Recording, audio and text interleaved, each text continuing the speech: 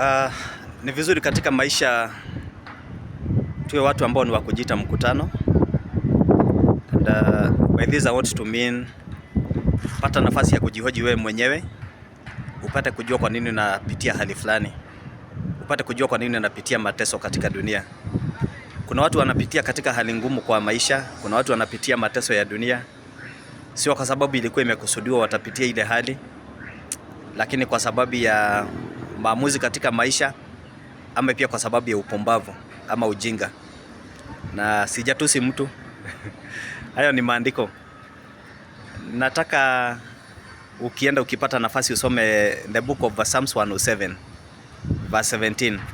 Inasema ya kwamba wapumbavu kwa sababu ya ukosaji wao na kwa sababu ya maovu yao hujitesa. Kuna hali unapitia katika maisha, kuna hali unapitia katika ndoa, kuna hali unapitia katika biashara, kuna hali unapitia katika huduma, kuna hali unapitia katika kazi ambayo unafanya. Is it because ya upumbavu, ama ni maamuzi mabaya ulifanya, ama pia ni makosa umefanya? Because inasema ya kwamba kwa sababu ya ukosaji wao. Wakati wote ambao umemkosea Mungu, punishment ya kwanza Mungu anakupitishia hali ngumu.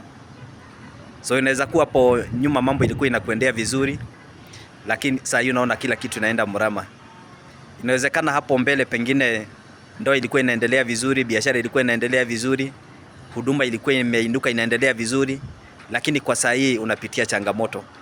Pata nafasi ya kujiuliza, is it a bad decision that you made? Pengine in between kuna mahali umefanya maamuzi mabaya, ama pia ni kukosa umemkosea Mungu. Kwa sababu maandiko inasema ya kwamba wapumbavu kwa sababu ya uasi wao, kwa sababu ya ujinga wao wanajitesa. So wanasababisha wapitie hali ngumu. Ninakuombea kwa Mungu katika jina la Yesu akutole katika kila mateso ambayo unapitia, kutoe kwa kila hali ngumu ambayo unapitia. Kama ni makosa umefanya, jirekebishe, urudi katika njia za Mungu. Kama ni maamuzi mabaya umefanya, omba Mungu akusaidie urekebishe yale maamuzi, ili yale mateso ifike mwisho, ile hali ngumu ifike mwisho. Mungu akuneemeshe kwa kila jambo katika jina la Yesu.